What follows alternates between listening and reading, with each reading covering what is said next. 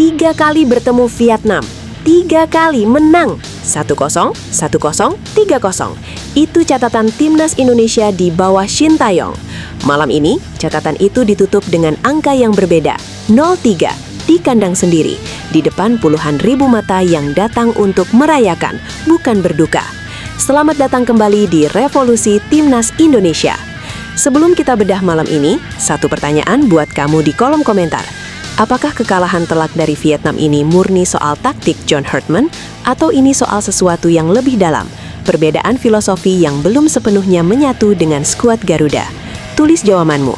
Nanti kita kembali ke pertanyaan ini di penghujung video.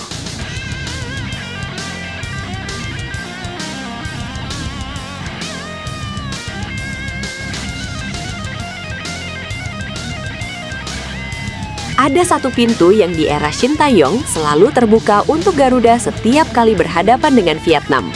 Di Piala Asia 2023, pintu itu terbuka dengan skor 1-0. Di babak kualifikasi Piala Dunia 2026, pintu itu terbuka 2 kali lagi, 1-0 di kandang sendiri, 3-0 di kandang lawan di Stadion Maidin, tempat yang selama bertahun-tahun jadi kuburan mimpi tim-tim tamu. 3 laga, 3 kemenangan. Vietnam yang 2 tahun sebelumnya menjuarai Piala AFF, tiba-tiba tak berkutik menghadapi Garuda.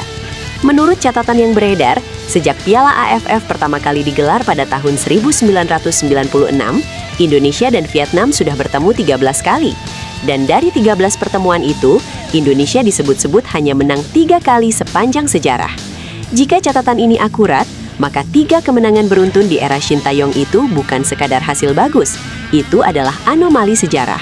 Sebuah pintu yang untuk sesaat membuka arah yang selama ini tertutup rapat bagi sepak bola Indonesia. Tapi pintu itu tidak selamanya terbuka. Di Piala AFF 2024, saat Shin Tae-yong menurunkan skuad yang sebagian besar diisi pemain muda usia 23 tahun ke bawah, Vietnam membalas 1-0 untuk mereka. Pintu itu untuk pertama kalinya dalam 3 laga terakhir tertutup kembali. Pergantian pelatih membawa pintu baru. John Herdman datang membawa filosofi yang berbeda, lebih terbuka katanya, lebih modern katanya.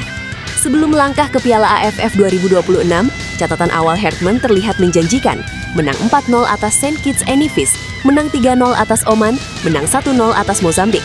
1 kekalahan tipis, 0-1 dari Bulgaria di ajang FIFA Series. 4 laga resmi, 3 kemenangan meyakinkan. Peringkat FIFA Indonesia pun perlahan naik. Dari yang pernah terpuruk di angka 173, kini mendekati angka 100. Di Piala AFF 2026, langkah awal Garuda pun meyakinkan. Menang 5-1 atas Kamboja di laga pembuka, Mitchell Baker, striker naturalisasi baru, langsung mencetak hat-trick di laga debutnya. Disusul kemenangan lagi atas Timur Leste di laga kedua. 2 kemenangan, modal percaya diri penuh menuju laga ketiga yang sesungguhnya menjadi ujian nyata. Vietnam, tim yang sama, lawan yang sama, panggung yang sama seperti dulu Shin Tae-yong pernah menaklukkannya 3 kali beruntun.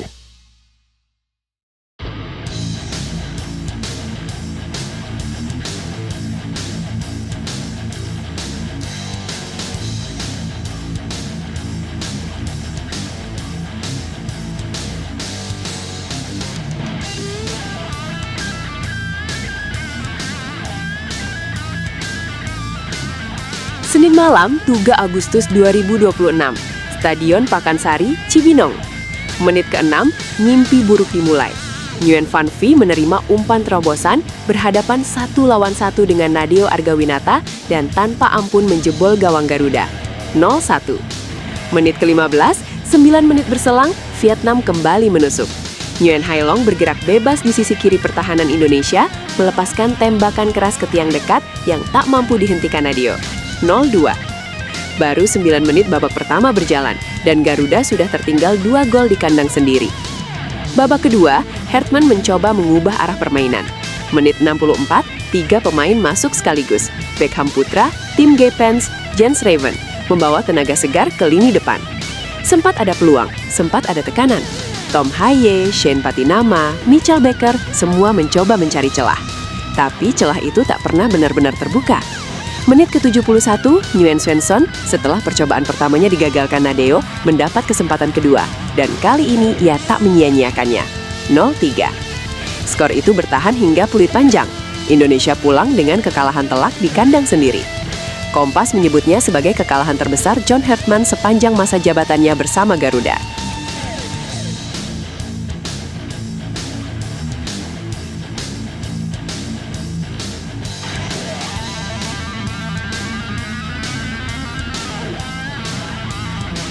Malam itu juga, sebelum peluit panjang bahkan selesai bergema di lini masa, publik mulai membuka kembali pintu yang sudah lama ditutup.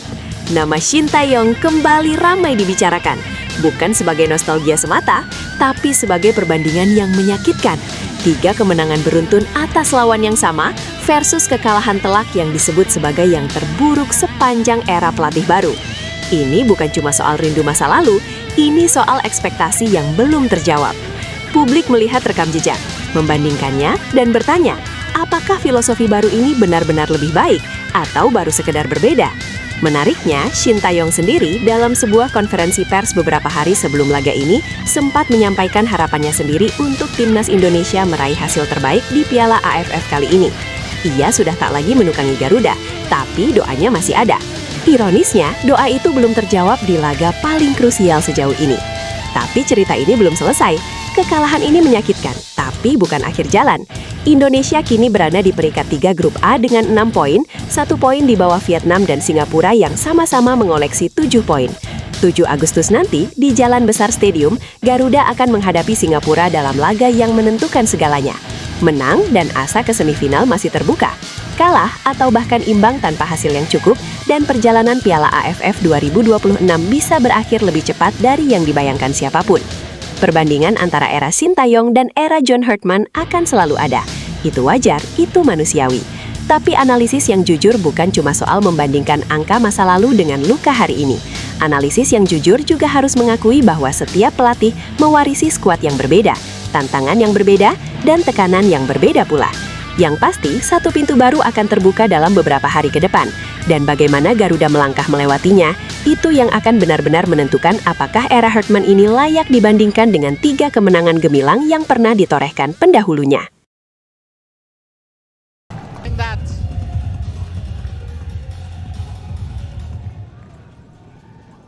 That's certainly very smart play.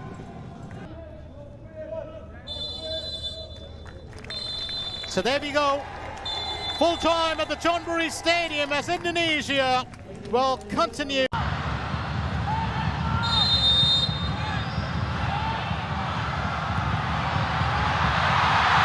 Flick header! Brilliant! Mitch Baker marks his debut with a goal. It's taken him just 5.5 minutes to break the deadlock.